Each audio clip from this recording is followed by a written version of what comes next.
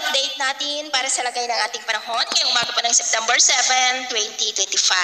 Sa ngayon po ay patuloy na ang paglayo ng bagyong Lani at lalo po itong lumakas. Nasa storm category na po at nagpapantapayan na lalakas into typhoon category bago mag-landfall bukas ng umaga sa may southern part po ng China. Ang habagat na hinahatak nito ay unti-unti na rin po na nawawala ang epekto nito dito sa ating bansa. Easterlies na ngayon ang umiihip sa silangan ng ating bansa. Ito naman ay mainit na hangin na mula sa Pacific Ocean na dahilan rin ng pagkakabuo ng mga localized thunderstorm na nagpapaulan lalo na po sa dakong hapon at gabi. At sa ating long range forecast, wala na pong bagyo na nakikita na tatawid dito sa ating kalupaan for the next 2 weeks, pero hindi pa rin inalis ang posibilidad na may sama ng panahon na maaari na biglang mabuo sa paligid po ng ating bansa. At sa lagay ng ating panahon, ngayong madaling araw ay may mga isolated rains pa rin sa ilang bahagi ng Batanes, Babuyan Islands, Pangasinan, Zambales, Batangas, Quezon, Bicol Region, Mimaropa, Antique, Estancia, Cadiz, San Carlos, Manjuyod, Dumaguete, Siquijor, Cebu, Bohol, ilang bahagi ng Leyte, Samar Provinces, Caraga, Davao Oriental at Zamboanga del Sur.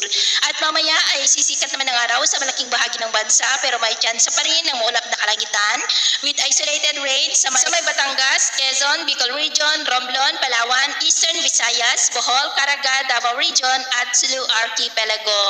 At mamayang hapon may mga isolated rains pa rin sa ilang bahagi po ng ating bansa pero wala naman pong malalakas na ulan na inaasahan kaya kung lalabas tayo sa ating mga tahanan, ugaliin naman po natin lagi ang magdala ng kahit anong panangga natin sa init ng araw at proteksyon na rin po sa mga biglaang buhos ng ulan. At sa atin naman pong mga baybayin, wala naman po tayong nakataas na namang gale warning signals pero may pag-ingat lamang po kung papalaod tayo para po mas makaiwas sa mga sakuna.